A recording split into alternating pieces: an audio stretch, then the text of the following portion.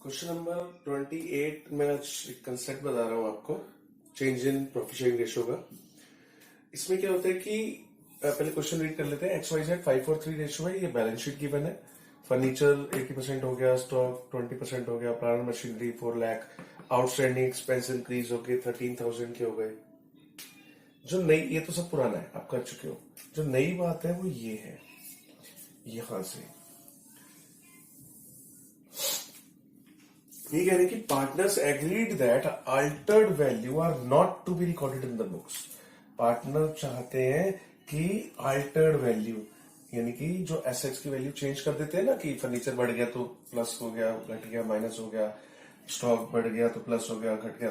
ये कहते हैं नहीं, हमें अल्टर वैल्यू चेंज नहीं, मतलब अल्टर मतलब चेंज्ड वैल्यू नहीं चाहिए बुक्स में। बैलेंस शीट में चाहते हैं कि एसेट्स की वैल्यू चेंज ना हो। एसेट्स का किसी की भी वैल्यू, एसेट्स और लायबिलिटीज कुछ भी चेंज ना हो, ये चाहते हैं ऐसा। And they also do not want to distribute the reserve, और चाहते हैं कि जो रिजर्व उठा के डिस्ट्रीब्यूट करते हैं वो भी नहीं चाहते। फिर आपको कि जब वैल्यूज चेंज नहीं करनी है तो एडजस्टमेंट क्या करें। देखो कैसे करते हैं इस क्वेश्चन को।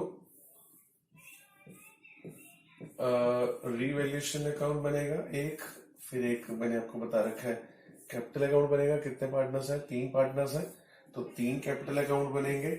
XYZ का इधर हम पर्टिकुलर्स लिखते हैं, है ना, ये पर्टिकुलर्स। और एक बनती है यहाँ पर बैलेंस शीट, ठीक है, बैलेंस शीट। अब देखो कैसे करना है। अभी इस लाइन को रोकर पहले क्या करना होता है, हमारा पहला स्टेप क्या होता है, बैलेंस शीट है उसको ट्रांसफर करना होता है इसमें और इसमें। इसका कोई काम नहीं है, इस बैलेंस शीट को इन दोनों में ट्रांसफर करते हैं। चलो फटाफट, अच्छा पहले मार्क कर लेते हैं। फर्नीचर की एडजस्टमेंट है इसकी, और स्टॉक की एडजस्टमेंट है, और प्लांट मशीनरी की एडजस्टमेंट है, आउटस्टैंडिंग एक्सपेंस। अच्छा, इसमें वरना हम लॉजिकली, मतलब नॉर्मली हम इसको मार्क करते हैं, इस क्वेश्चन में मत करना। क्यों? क्योंकि चाहते हैं कि वैल्यू अल्टर करनी ही नहीं है। जब वैल्यू अल्टर नहीं करनी है एसेट्स और लायबिलिटीज की, तो इनको अंदर के कॉलम में लिखते थे ना कि इसमें कुछ प्लस माइनस करेंगे, तो वो काम करना ही नहीं। कैसे? देखो, क्रेडिटर्स कितना 40,000, आउटस्टैंडिंग एक्सपेंस कितना 15,000, हमें पता है इसकी एडजस्टमेंट है। अंदर लिखना चाहिए, अगर अंदर लिखता ना मैं कुछ प्लस माइनस करना, लेकिन इन्होंने कहा है वैल्यू अल्टर नहीं करनी तो ठीक है, बाहर। जनरल रिजर्व ये कह रहे हैं जनरल रिजर्व डिस्ट्रीब्यूट, वरना नॉर्मली हम क्या करते हैं, नॉर्मली हम करते हैं कि जनरल रिजर्व को डिस्ट्रीब्यूट कर देते हैं, यही कर रहे हैं, बांट देते हैं। लेकिन इस बार स्पेशली इन्होंने क्या कहा, they also do not want to distribute reserve, नहीं चाहते वो डिस्ट्रीब्यूट करना, ये चाहते हैं कि जनरल रिजर्व को यही रखना है। अब अगर जनरल रिजर्व को यहां रखना है तो इसके लिए हमें एक काम एक्स्ट्रा करना पड़ेगा।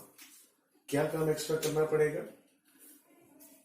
मैंने आपको बताया था, अगर डिस्ट्रीब्यूट होता है XYZ में बांट दो, है ना। अगर डिस्ट्रीब्यूट नहीं करना चाहते डिस्ट्रीब्यूट, तो याद है मैंने बताया था आपको एक गेनिंग और सैक्रिफाइसिंग वाली एंट्री पास करनी पड़ेगी। मैंने बताया था जनरल रिजर्व के 2 केस होते हैं। एक केस जनरल रिजर्व डिस्ट्रीब्यूट कर दो, वो अब तक करते आए हो ऐसे क्वेश्चंस में, उसको डिस्ट्रीब्यूट करते आए। दूसरा केस क्या था, when general reserve is not to be distributed, नहीं डिस्ट्रीब्यूट करना। तो जब जनरल रिजर्व नहीं डिस्ट्रीब्यूट करना होता तो हमें गेनिंग और सैक्रिफाइसिंग वाली, ये gaining account, gaining capital debit to sacrificing entry pass करनी पड़ती है ना। तो अभी यहां रख दिए, अभी वो एंट्री पास करूंगा मैं, करते हैं आगे। पहले याद रखना ये एंट्री पास करनी है अभी हमने, इसकी वजह से, ठीक है। आगे XYZ capital by balance 4 lakh, 3 lakh, 2 lakh.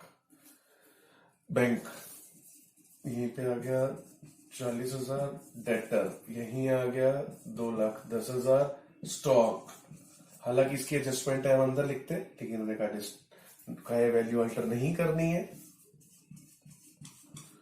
तो नहीं करनी है।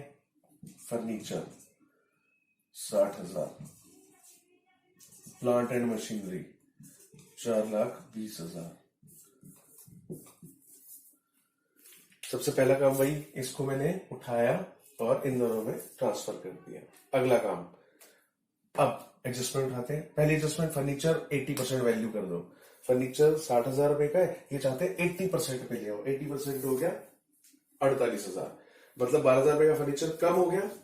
फर्नीचर कम होता है तो सारे लॉस यहाँ आते हैं, प्रॉफिट यहाँ आते हैं। बता चुका हूं ना कि जितने भी लॉस होंगे वो यहाँ, और प्रॉफिट वगैरह होंगे तो यहाँ आते हैं।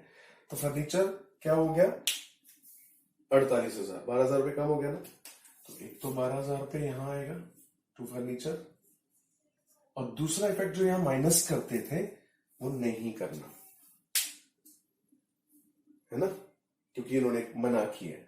अब तो आपको भी तो सिंगल इफेक्ट हो गया, ये तो गड़बड़ है। अभी मैं इसका भी इलाज करूंगा। तो एक तो 12,000 यहां घट गया, यहां वाला इफेक्ट मैंने नहीं लिया। आगे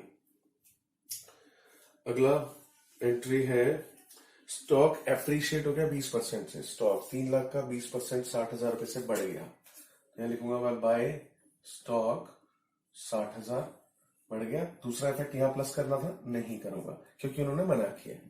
फर्नीचर अगली एडजस्टमेंट है, प्लांट एंड मशीनरी 4 लाख की हो गई। प्लांट मशीनरी दिख रही है 420 की, 4 लाख की हो गई, मतलब 20,000 रुपए मशीनरी घट गई।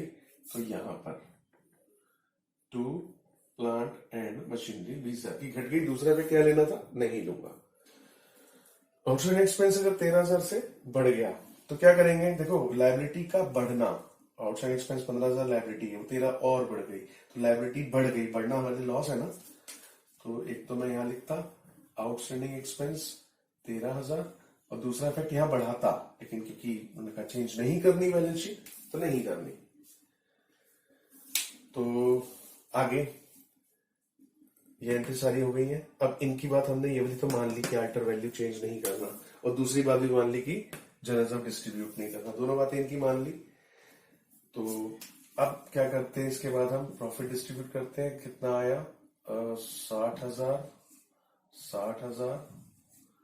20, 30, 40, 45, 15,000, ये प्रॉफिट आया 15,000 रुपए। क्या करते थे आप इस प्रॉफिट को to transfer to X Y और जेड, एक्स वाई जेड में ट्रांसफर करते थे, नहीं करते।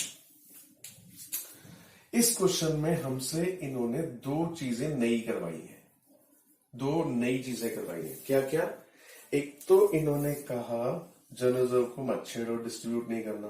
तो डिस्ट्रीब्यूट नहीं करना तो उसके लिए मेरे पास क्या इलाज है कि मैं गेनिंग सैक्रिफाइसिंग की एंट्री कर दूं। दूसरा इन्होंने कहा वैल्यू अल्टर नहीं करनी, तो इसका भी कोई इलाज करना पड़ेगा ना।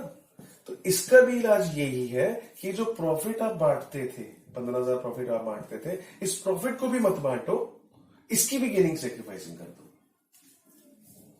यस, 2 बातें इन्होंने हमसे नई करवाई हैं।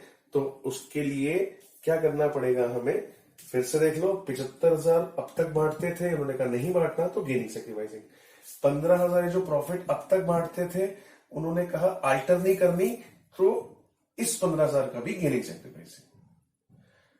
ठीक है, इस 15,000 का गेनिंग सैक्रिफाइसिंग के लिए पहले निकाल लेते हैं रेशो।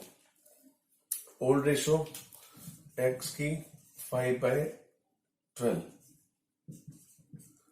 5/12, और न्यू रेशो क्वेश्चन में गिवन है, नहीं है, मैंने मिस कर दिए। न्यू रेशो है 4:3:2, ये न्यू रेशो में बांटना चाहते हैं।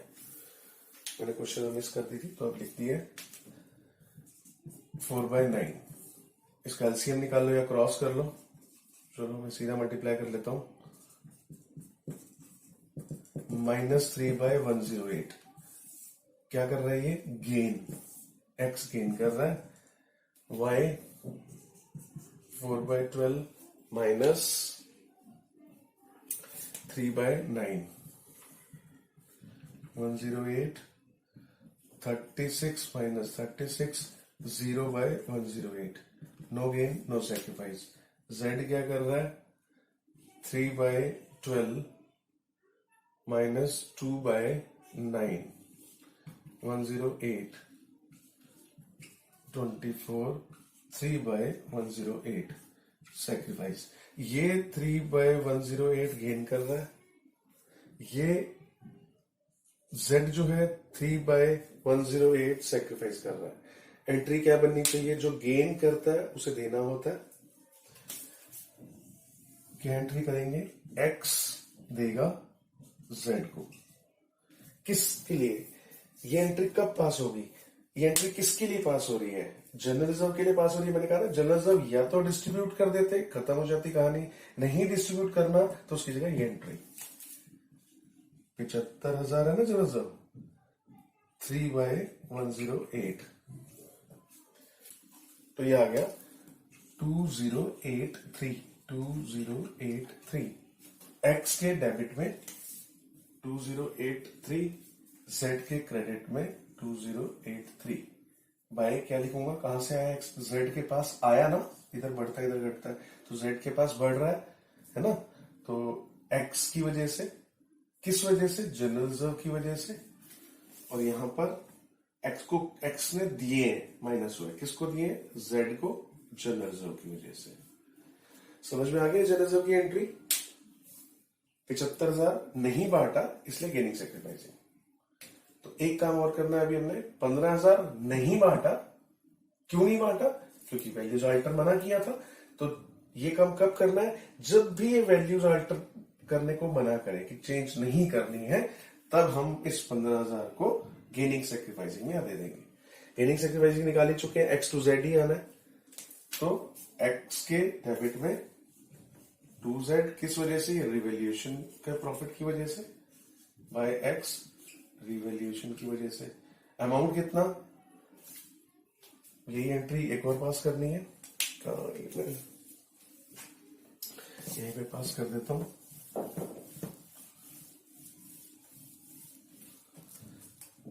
ये मैं लिख देता हूं, गेनिंग और सेक्रीफाइसिंग क्या थी, 3/108, 3/108 ये निकाली थी ना, -3/108 और +3/108, तो एक एंट्री और x टू z, किस लिए, 15,000 से, 15,000 इंटू 3/108, तो ये आ जाएगा 416.6 आ रहा, तो मैं राउंड ऑफ करके 417 कर देता हूं, ठीक है। तो ये दो एंट्रीज हमें एक्स्ट्रा करनी पड़ी, तो इसका इफेक्ट ले लेते हैं, एक्स के डेबिट में 417, यहां पर भी 417। समझ में आ गया, जो दो नई बातें इस क्वेश्चन में बताई गई, वैल्यूज अल्टर नहीं करनी और जनरल नहीं बांटना। चलो बस इसको, उसके बाद इसको यहाँ पे टोटल कर दो, इसमें से ये माइनस करके 4 लाख में से 24, 25, 3 लाख 97,500, ये आ गया बैलेंस सीडी। इसका 3 लाख का 3 लाख ही है, इसका 2,02,500, तो ये एक्स वाई जेड 3,97,500, 3,02,500, ये आ गया 3, 3, 6 और 2, 8, 9 लाख। टोटल कर लो, 75, 70, 80, 90, 10,30,000, 10,30,000, दैट्स ऑल।